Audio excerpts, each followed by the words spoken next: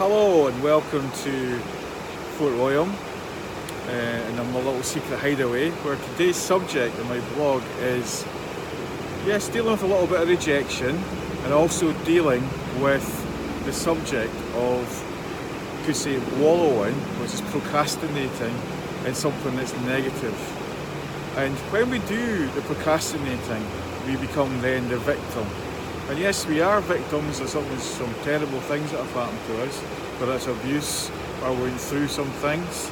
But then we've got to come back to the now and come out of that and seek help sometimes to get out of that. And then become the victor. We'll have to learn to forgive. We don't have to forgive the actions of the persons, but we can forgive, because the only person we're really hurting is ourselves.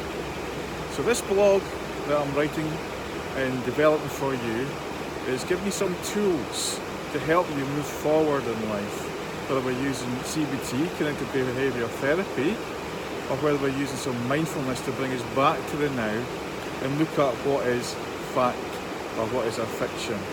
And sometimes, if it's something that's happened in our past when we're just young boys or girls, we have to look at it with adult eyes, because sometimes the fear, the phobia, or the feeling or the abuse that we had then can be false or misrepresented. And I've had an example of that when I did a regression where I've took someone back to their childhood who thought they were being abused by their father when they fell in a river at the age of 3, and the father kind of overreacted by grabbing her out and giving her a little smack. I'm not saying that's right or wrong, but then our folks got divorced, and obviously the friction between a mum and dad, there's always kind of an element of a bit of untruth sometimes. But as a child, you take this on board. And that person's seen it as a genuine accident, and maybe the father overreacting, and he never ever hurt her again. And her father was actually dying that year of cancer, and they never had a particularly good relationship because obviously their parents got divorced.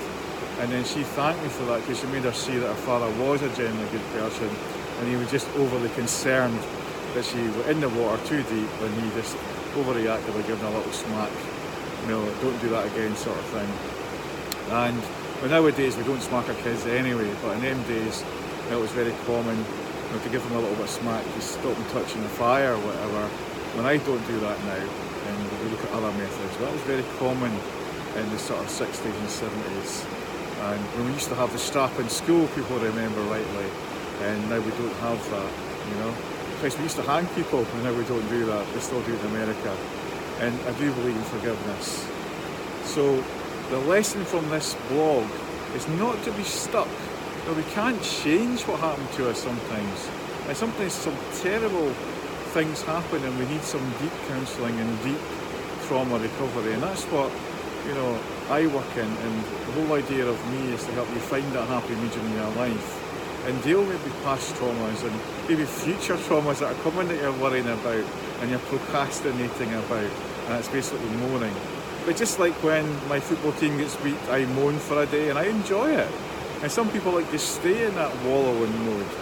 We've got to come out of it, and we've got to look at the victor mode and how much we can achieve by being the victor and dealing with everyday's challenges. So if you'd like more information on how I can help you, you can look at my blog, get some information there, or come for an appointment, whether it's a life coaching or a CBT or hypnotherapy or a combined session where I come in and just look at what can help you today. And every session can be totally different. It's all about what you need and what can help you move forward. We're just a facilitator with all the tools. And I will signpost you if I think I can't help you in any aspect, with some amazing people as well. So thank you for listening to this blog, and I look forward to hearing from you. Thank you once again.